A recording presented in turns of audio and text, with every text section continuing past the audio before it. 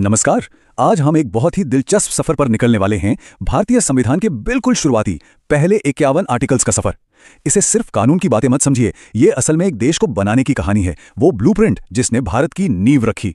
तो सवाल यही उठता है कि आखिर ये नींव रखी कैसे गई। देखिए, ये कोई सूखा कानूनी दस्तावेज नहीं है, बल्कि ये एक राष्ट्र के बनने और उसकी पूरी संरचना की कहानी है। चलिए इसमें और गहराई से उतरते हैं। तो हमारी इस यात्रा का रोड मैप कुछ ऐसा रहेगा। सबसे पहले देखेंगे भारत का नक्शा, फिर जानेंगे कि नागरिक कौन है, उसके बाद आएंगे हमारे मौलिक अधिकार और फिर राज्य के क्या लक्ष्य हैं, और आखिर में इन सबको एक साथ जोड़कर देखेंगे कि ये संविधान की आत्मा कैसे बनती है। तो चलिए पहले हिस्से से शुरू करते हैं। आर्टिकल्स 1 से 4 जो इस देश का मतलब हमारे देश का फिजिकल ब्लूप्रिंट तैयार करते हैं। इसे समझने का सबसे आसान तरीका है भारत को एक बहुत बड़ा घर मान लेना। और कोई भी घर बनाने का पहला कदम क्या होता है? उसकी जमीन और उसकी बाउंड्रीज तय करना। संविधान का पार्ट 1 ठीक यही काम करता है। और देखिए सबसे कमाल की बात क्या है, हमारे संविधान बनाने वालों ने इस पूरी प्रोसेस को कितना आसान रखा। आर्टिकल 1 वो तो घर का नाम बताता है, इंडिया दैट इज भारत। फिर आता है आर्टिकल 2 जो कहता है कि संसद चाहे तो नए कमरे मतलब नए राज्य जोड़ सकती है। आर्टिकल 3 घर के अंदर का नक्शा बदलने की इजाजत देता है, किसी राज्य का नाम बदलना हो या उसकी बाउंड्री। और आर्टिकल 4 तो ये साफ कर देता है कि इन सब बदलावों के लिए कोई बहुत बड़ा कॉन्स्टिट्यूशनल अमेंडमेंट नहीं चाहिए, एक सिंपल कानून से काम हो जाएगा। कितना प्रैक्टिकल है ना। ठीक है, तो घर का नक्शा तो तैयार हो गया। अब अगला सवाल क्या होगा? यही कि भाई इस घर में रहेगा कौन। तो चलिए देखते हैं कि आर्टिकल्स 5 से 11 इस बारे में क्या कहते हैं। बिल्कुल यही वो सवाल था जो संविधान बनाने वालों के सामने भी था। एक बार भारत की सीमाएं तय हो गईं तो यह तय करना बहुत जरूरी था कि इस राष्ट्रीय परिवार का सदस्य कौन होगा, मतलब यहां का नागरिक कौन कहलाएगा। संविधान बनते समय उस वक्त के हालात को देखते हुए नागरिकता के नियम बहुत साफ रखे गए थे। जो लोग भारत में रह रहे थे उन्हें नागरिक माना गया। जो बंटवारे के बाद पाकिस्तान से आए या जो पाकिस्तान जाकर वापस आ गए उनके लिए भी नियम थे। यहां तक कि विदेश में रह रहे भारतीय मूल के लोगों का भी ध्यान रखा गया। लेकिन एक बात बिल्कुल पक्की थी, कोई दोहरी नागरिकता नहीं। और सबसे बड़ी बात, भविष्य में नागरिकता पर कोई भी कानून बनाने का आखिरी अधिकार सिर्फ और सिर्फ संसद के पास होगा। चलिए अब आते हैं संविधान के उस हिस्से पर जिसे सच में इसका दिल कहा जाता है, हमारे मौलिक अधिकार। ये वो नियम हैं जिनके साथ कोई समझौता नहीं हो सकता। ये हर नागरिक का सुरक्षा कवच है। सोचिए, जैसे एक परिवार में कुछ नियम होते हैं ताकि हर कोई सुरक्षित और सम्मानित महसूस करे, ठीक वैसे ही हमारे मौलिक अधिकार देश के हर सदस्य को किसी भी तरह के अनफेयर ट्रीटमेंट से बचाने वाले घर के नियम हैं। ये असल में स्टेट की पावर पर एक लिमिट लगाते हैं। हमारा संविधान हमें मोटे तौर पर 6 तरह के मौलिक अधिकार देता है। और ये सिर्फ नियम नहीं है, ये वो 6 गारंटियां हैं जो हर नागरिक के सम्मान और विकास की नींव हैं। आइए एक एक कर इन्हें देखते हैं।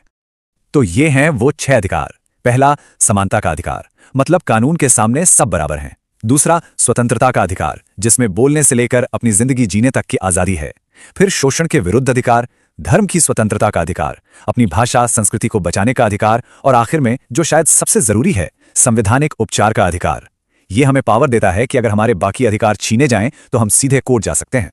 और इसी की अहमियत को समझते हुए डॉक्टर बी.आर. अम्बेडकर ने आर्टिकल 32 को कुछ ऐसे ही नहीं, संविधान की आत्मा और उसका दिल कहा था। सोचिए जरा, क्यों? क्योंकि यही वो मास्टर चाबी है जो बाकी सारे अधिकारों के ताले खोलती है। अगर ये चाबी ना हो तो बाकी सारे अधिकार बस कागज पर लिखे अच्छे अच्छे शब्द बनकर रह जाएंगे।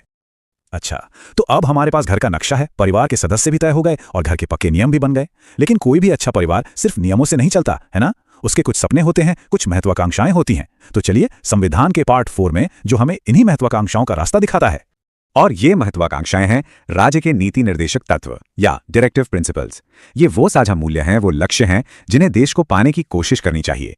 ये एक बेहतर भविष्य का गाइडेंस है। यहां पर मौलिक अधिकारों और निर्देशक तत्वों का फर्क समझना बहुत जरूरी है। यह हमारे संविधान के डिजाइन की खूबसूरती है। देखिए, मौलिक अधिकार तो कोर्ट में लागू कराए जा सकते हैं, ये बताते हैं कि सरकार क्या नहीं कर सकती। दूसरी तरफ निर्देशक तत्व कोर्ट में लागू नहीं होते, लेकिन वो सरकार को एक रास्ता दिखाते हैं कि उसे क्या करना चाहिए। ये सरकार के लिए एक नैतिक कंपस की तरह काम करते हैं। और ये लक्ष्य क्या है? ये एक प्रगतिशील देश का सपना दिखाते हैं, जहां सामाजिक आर्थिक न्याय हो, जहां समान काम के लिए समान वेतन मिले, जहां पर्यावरण की रक्षा हो और भारत दुनिया में शांति को बढ़ावा दे। ये वो आदर्श हैं जिनकी तरफ देश को हमेशा बढ़ते रहना है। तो इस तरह हमने अपने राष्ट्र के ब्लूप्रिंट के सारे जरूरी टुकड़ों को एक एक करके देख लिया है और अब हमारे सामने एक पूरी तस्वीर साफ हो रही है। अगर संक्षेप में कहें तो इन्हीं पहले 51 आर्टिकल्स में हमारे संविधान की असली आत्मा बसती है। आर्टिकल्स 1 से 4 ने भारत का नक्शा बनाया, 5 से 11 ने बताया कि नागरिक कौन है, 12 से 35 ने हमें हमारे मौलिक अधिकार दिए और 36 से 51 ने देश के लिए लक्ष्य तय किए।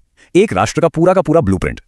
और ये सब समझने के बाद एक बहुत बड़ा सवाल हमारे सामने आकर खड़ा होता है कि 70 साल से भी ज्यादा पहले लिखे गए 51 आर्टिकल्स, ये फाउंडेशनल बातें आज भी हमारी जिंदगी को, हमारे समाज को, हमारी राजनीति को कैसे गाइड कर रही हैं। ये एक ऐसा सवाल है जो आज भी उतना ही बल्कि शायद आज और भी ज्यादा जरूरी है।